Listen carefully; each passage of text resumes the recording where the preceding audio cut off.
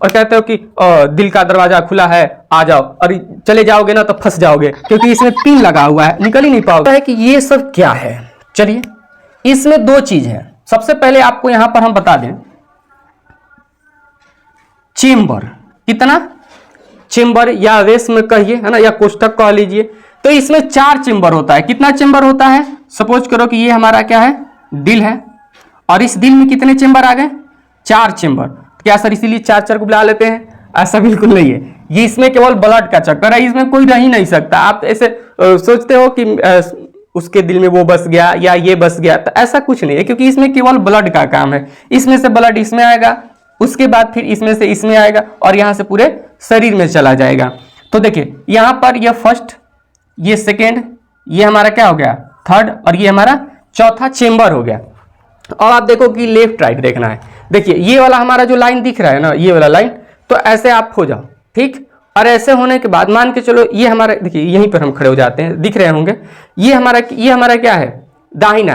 तो ये हमारा क्या हो गया, दायां, और ये हमारा क्या हो गया, बायां। तो हम क्या लिखेंगे, इधर बायां, और इधर क्या लिखेंगे, दायां। केवल अभी समझ लीजिए ताकि हम इधर लिखने में आपको दिक्कत ना हो, है ना। चलिए, ये हमारा क्या हो गया, बायां, ये हमारा दायां, ये क्या हो गया, ऊपर, और ये हमारा नीचे। तो ऊपर वाले हिस्से को ना अलिंद कहते हैं। क्या कहते हैं, अलिंद। और नीचे वाले हिस्से को निलय कहते हैं। देखिए ना कितना मजेदार है कि नीचे है तो निलय, ऊपर है तो अलिंद, है ना। ऊपर अपर कह सकते हैं ना, अपर अभव। तो ये क्या हो जाएगा, अलिंद, और ये नीचे है तो निलय।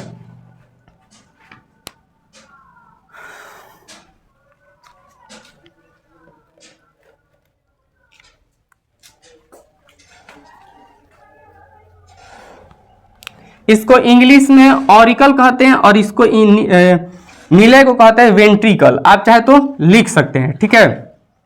अब ध्यान देना, ये ऊपर आलिंद और ये हमारा दायां। तो क्या इस चेम्बर को हम नहीं कह सकते हैं कि दायां अलिंद, दायां अलिंद? कोई दिक्कत है? इसको हम नहीं कह सकते दायां अलिंद। और इधर का है तो ऊपर है इसलिए अलिंद, और बायां है तो बायां अलिंद। तो क्या कह सकते हैं, बायां अलिंद। यहां तक आपको कोई दिक्कत है? अब देखिए नीचे आइएगा तो इधर क्या है हमारा, बायां। तो क्या कहेंगे, बायां निलय, बायां निलय। और इधर कहेंगे तो हमारा क्या हो जाएगा, दायां निलय, दायां निलय। कोई दिक्कत? तो चलिए फटाफट इसका हम नामकरण भी कर लेते हैं। इस हिस्से को हम क्या कहेंगे, तो इस हिस्से को कहेंगे बायां, बायां अलिंद, ठीक है। बहुत सुंदर। चलिए इसको बताइए, तो इसको हम क्या कहेंगे?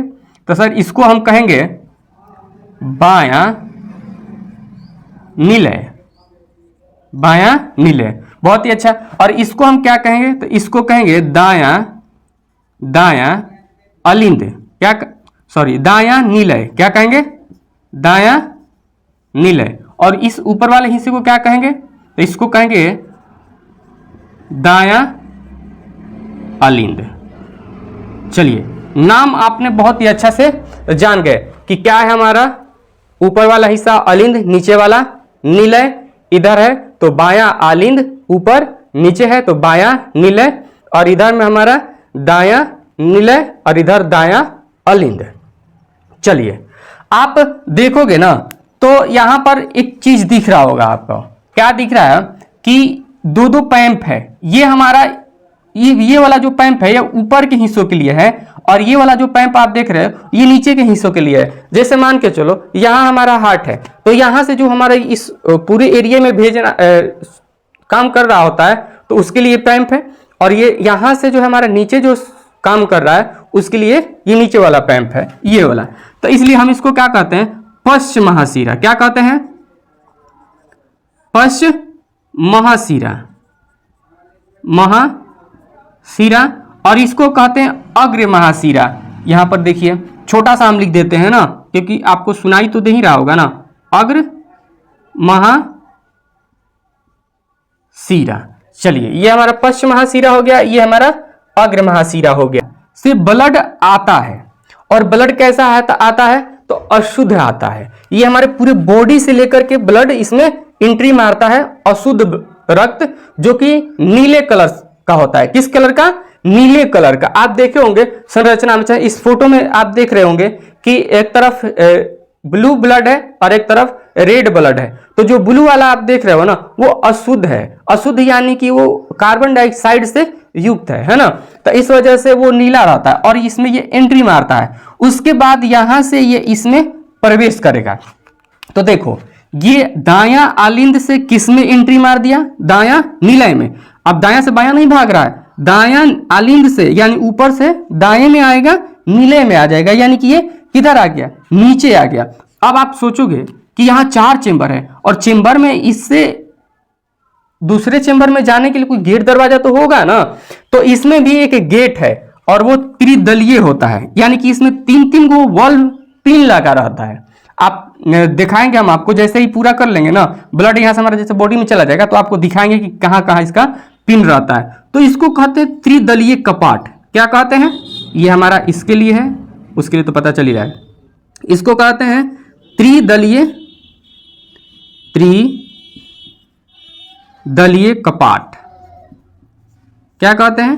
त्रिदलीय कपाट। यहाँ 3-3 गो वॉल पिन लगा रहता है और कहते हो कि दिल का दरवाजा खुला है, आ जाओ, और चले जाओगे ना तो फंस जाओगे, क्योंकि इसमें पिन लगा हुआ है, निकल ही नहीं पाओगे, है ना। तो ऐसा नहीं करना। चलो, अब यहां से हम इसमें आ गए। अब ये क्या करेगा कि ब्लड यहां से इसमें जाएगा। किसमें जाएगा? यहां पे आप देख रहे हो, ये अर्धवलयकार होता है। कैसा होता है? या अर्ध चंद्रकार भी कह सकते हो आप, है ना। तो यहां से ये ब्लड फिर इसमें जाएगा। अभी इसमें नहीं जाएगा क्योंकि ये वॉल पिन लगा हुआ है, रुक जाएगा। अब यहां से ये इसमें जाएगा तो ये चल जाएगा हमारा फेफड़ा में। कहां जाएगा? फेफड़ा में। तो ये फेफड़ा में चला जाएगा तो इसका नाम पड़ जाता है फुफ्फुस। फुफ्फुस फुफ्फुस धमनी। धमनी, फुफ्फुस धमनी। कहां चला जाता है? इसका क्या नाम है? फुफ्फुस। ऐसे कर देते ताकि पता चले ना, फुफ्फुस धमनी। और यहां से ये हमारा निकल जाता है, ठीक है। उसके बाद निकल करके फेफड़ा से, फेफड़ा में फिर यहां से एंट्री मारेगा किसमें? बायां आलिंद में। आप देख रहे हो, ध्यान देना, दायां आलिंद में एंट्री मारा, यहां से एंट्री हुई ब्लड की, फिर यहां से ये इसमें आया और फिर यहां से ये इसमें आ गया, ठीक। अब यहां से निकला और उसके बाद सीधे इसमें आ गया, है ना। तो इसको कहते हैं क्या? फुफ्फुस सीरा। क्या कहते हैं? फुफ्फुस सीरा। ध्यान देना, अभी बहुत कुछ बाकी है। तो ये हमारा क्या है? फुफ्फुस सीरा। अब यहां से आएगा तो इसमें एंट्री मारेगा। किस में? बायां निलय में। बायां आलिंद में आया और बायां आलिंद से बायां निलय में एंट्री मारेगा। तो जब एंट्री यहां पर मारेगा तो यहां पर भी गेट होगा। तो यहां 2 गो गेट है और यहां पर जो वॉल पिन लगा है इसको कहते हैं द्विदलीय। क्या कहते हैं? द्विदलीय कपाट। द्विदलीय कपाट कहते हैं, ठीक है। अब यहां से ब्लड क्या करेगा? इसमें चलाएगा। तो इसको कहते हैं, अब ये पूरे शरीर में डिस्ट्रीब्यूट हो जाएगा, यानी कि पूरे शरीर में हमारा चला जाएगा। तो इसको कहते हैं महाधमनी। क्या कहते हैं? महाधमनी। अब यहां से यह हमारा शरीर में पूरा ब्लड फैल जाएगा। चलिए, तो ब्लड यहां से इसमें आया, इसमें आ गया, अब यहां से इसमें ये चला गया। चलो, आप गौर किए होंगे कि यहां से देखो, ध्यान देना, यहां से अशुद्ध रक्त आया, ठीक है। उसके बाद इस निलय में आ गया, निलय के बाद फुफ्फुस धमनी से होते हुए फेफड़ा में गया।